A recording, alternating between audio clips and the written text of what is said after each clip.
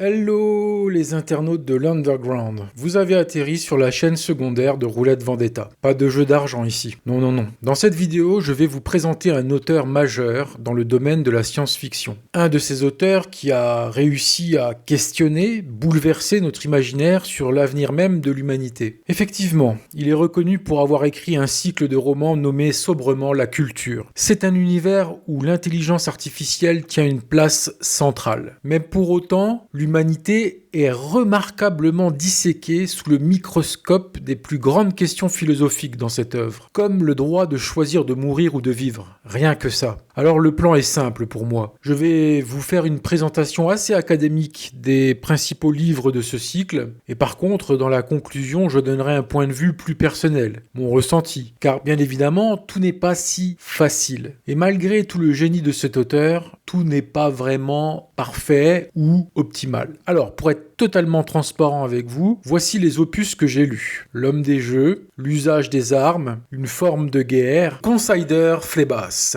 et le sens du vent. Allez, c'est parti. Alors, de quel auteur parle-t-on ? On parle de Iain M. Banks, né en 1952, disparu en 2013. C'était un auteur écossais à double identité littéraire. Sous le nom Iain Banks, il publiait des romans littéraires grand public. Mais sous Iain M. Banks, là, c'était de la science-fiction ambitieuse. Le cycle de la culture est son œuvre maîtresse, débutée en 1987 avec Consider Phlebas. Alors excusez mon anglais, ça se trouve ça se prononce pas du tout comme ça, mais c'est pas grave. En 10 romans, écrits sur plus de 25 ans, il a construit l'une des utopies les plus cohérentes, mais aussi les plus subversives de la science-fiction moderne. Atteint d'un cancer, il nous a quittés en 2013, laissant derrière lui un univers qui continue de fasciner lecteurs et chercheurs. La culture est une civilisation galactique humanoïde vieille de plusieurs millénaires. Elle repose sur 3 piliers fondamentaux. L'abondance totale. La technologie a éliminé toute pénurie. La liberté absolue. Chaque individu peut modifier son corps, changer de sexe, ajuster sa biochimie et même choisir sa mort. Et la gouvernance par les mentaux. Des intelligences artificielles surpuissantes qui gèrent la société sans la dominer au sens politique du terme. Les habitants vivent principalement à bord d'orbitales, des anneaux géants qui sont en orbite dans l'espace, ou ils sont dans des vaisseaux colossaux. C'est une civilisation sans argent, sans État, sans religion institutionnelle. Une utopie en fait, peut-être, mais une utopie à l'épreuve du monde réel.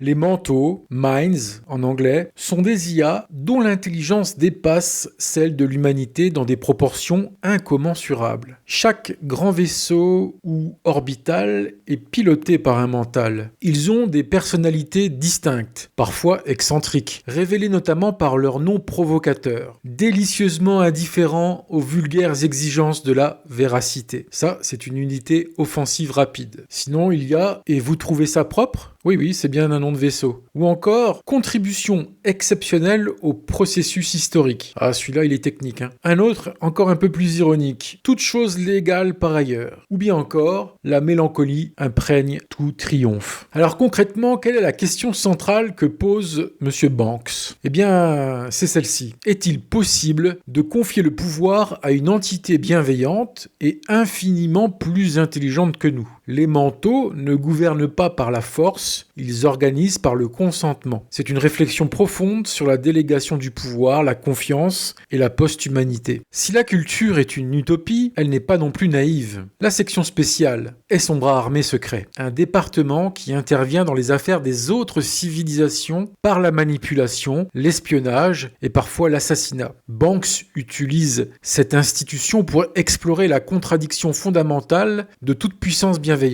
Peut-on faire le bien par des moyens moralement douteux? Les agents de la section spéciale, comme Dai Zietsma dans L'homme des jeux, sont des figures complexes, tiraillés entre leur foi en la culture et la réalité de leur mission. C'est là que la série devient vraiment politique. Premier roman publié, mais pas le plus lisible pour une entrée en matière, Consider Phlebas raconte la guerre idirienne, un conflit galactique entre la culture et l'empire idirien, une civilisation guerrière à forte empreinte religieuse. Le narrateur Orza est un changeur de forme qui combat contre la culture. Choix audacieux de l'auteur qui force le lecteur à questionner ses sympathies. Le roman est une épopée classique dans sa forme, mais profondément pessimiste dans son fond. Les morts sont innombrables, les idéaux se fracassent. Le titre vient d'un livre de T.S. Eliot, The Wasteland. Phlébas, le Phénicien, mort depuis 15 jours. Souvent cité comme le meilleur point d'entrée dans la série, voici que je vais vous parler de l'homme des jeux. Alors, de quoi ça parle ? Gurgé, le meilleur joueur de jeux de la culture, est envoyé dans l'Empire Azadian pour participer au jeu, une compétition dont les règles reflètent et reproduisent toute la structure sociale et politique de l'Empire. Banks construit ici une métaphore limpide. Un jeu peut-il encoder une idéologie ? Peut-on comprendre une civilisation en jouant à ces jeux ? La réponse est oui, et c'est vertigineux. Roman court, dense, parfait pour découvrir l'univers sans être submergé par la cosmologie de la culture. Personnellement, ce livre m'influence pour créer le projet épique sur ma chaîne principale, qui est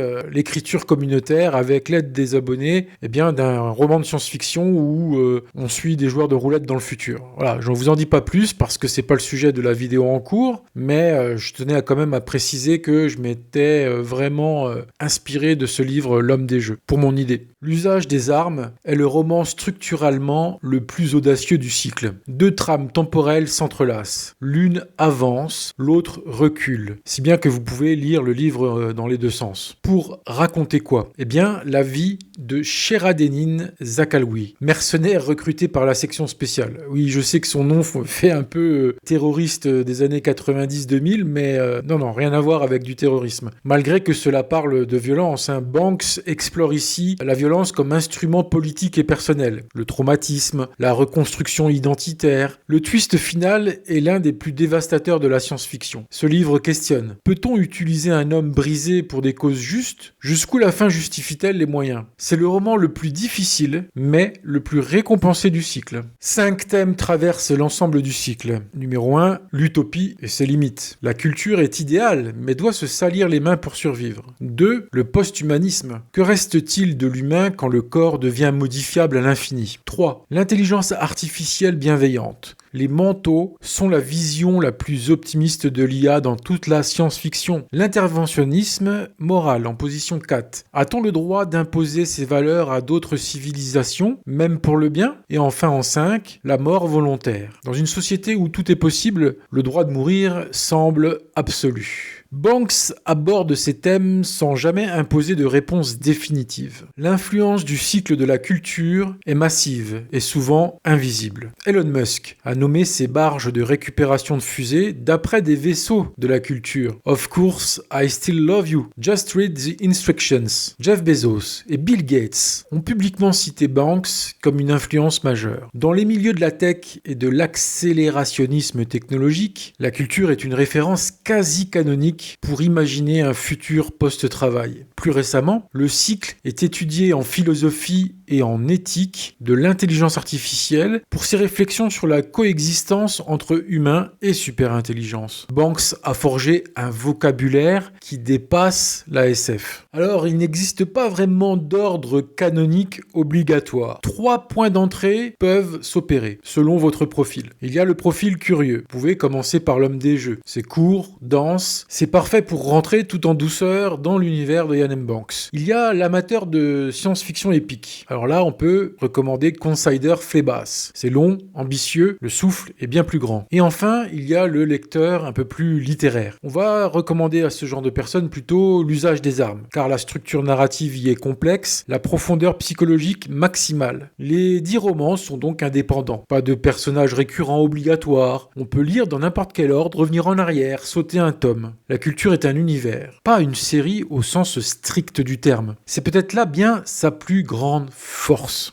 Alors voilà, maintenant je vais m'accaparer un petit peu la conclusion de cette présentation pour partager un peu plus ma vision personnelle des choses. Alors pour le faire, je vais prendre en compte que la cible de ce que je vais dire, c'est plutôt quelqu'un qui débute un peu dans la lecture de science-fiction. Je m'intéresse, pas à des férus de littérature, parce que j'imagine que c'est pas tout le monde qui se plonge dans des aussi grandes œuvres que la culture. Alors pour commencer, j'ai envie de dire que malgré toutes les idées géniales, voire révolutionnaires contenues dans le cycle de la culture, c'est une lecture assez exigeante. Voilà, si je peux la comparer avec Fondation, qui est un autre chef-d'œuvre de la littérature de science-fiction, eh bien il me semble que ce dernier est un tout petit peu plus digeste et précis dans le déroulement de l'action. Alors l'univers de la culture est foisonnant à la base, mais j'ai l'impression même que Iain M. Banks prend un malin plaisir à obscurcir parfois un peu l'ambiance de son univers avec une certaine complexité dans la narration, dans l'écriture,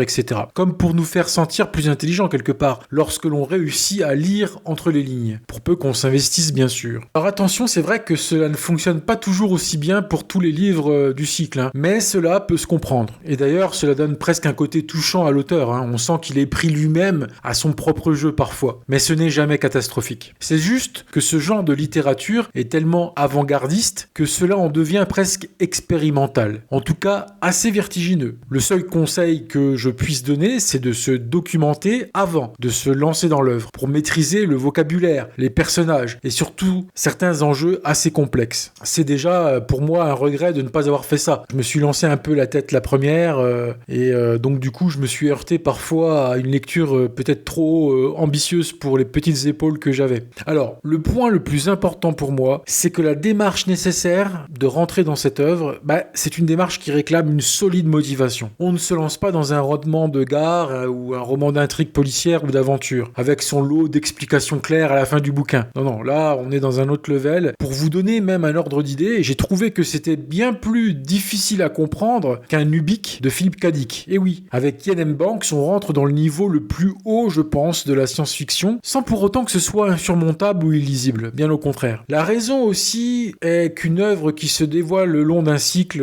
aussi long, de 10 livres, est forcément empreinte de plusieurs mystères et a un ton forcément un peu plus cryptique qu'un seul récit unique, un seul livre en fait. Ainsi je m'en veux, parce que justement j'ai manqué de motivation, faut le dire. J'ai exclu donc, à cause de ce manque de motivation, un certain nombre de livres de mes lectures du cycle, donc je n'ai pas tout lu. Par exemple, je n'ai pas lu Exsection, car il avait la réputation d'être assez abstrait du fait d'une bonne partie du récit dédiée à des discussions entre IA pleines de private jokes, etc. Je me suis dégonflé, mais je le regrette, car le culte d'Apophis.com explique dans un article de son blog que justement c'est son livre préféré de la saga. Donc à la lumière de ces informations, de cet avis, je vais donc essayer à l'avenir de rattraper mon erreur quand j'aurai le temps. J'ai mis de côté les recueils de nouvelles. Alors ça, selon moi, c'est pas trop grave. Par contre, ce qui est un peu plus embêtant, c'est que j'ai zappé aussi les 3 derniers livres sortis après Le Sens du Vent. La raison de ce squeezing, il sortait un petit peu du périmètre de la culture, de ce que je vous ai présenté justement tout au long de la présentation. C'est un élément qui m'avait marqué au départ, cette ambiance de la culture, j'avais aimé, à savoir ce futur lointain dans lequel la société est très différente de la nôtre, grâce au travail de l'IA qui s'occupe de tout. Bref, j'étais assez fasciné par l'ensemble de cette projection à la fois dépaysante, mais aussi un petit peu inquiétante, faut le dire, parce que tout ne se passe pas comme il faut toujours, entre les planètes et les civilisations dans cette histoire. Alors, ce qui est drôle, c'est qu'avec l'arrivée de ChatGPT et des agents IA, aujourd'hui, ce futur imaginé par Iain M. Banks devient beaucoup plus tangible. En tout cas, on ne peut saluer que la qualité de ses observations et de son anticipation du futur. C'est brillant. Bref, les 3 livres qui viennent après Le Sens du Vent, qui sont d'ailleurs les 3 derniers avant la mort de l'auteur, sont les livres Tram, Les Enfers virtuels et La Sonate Hydrogène. Alors, ils ont l'air intéressants, pas de problème, avec des concepts très intéressants comme la sauvegarde d'âme, les prisons virtuelles, etc.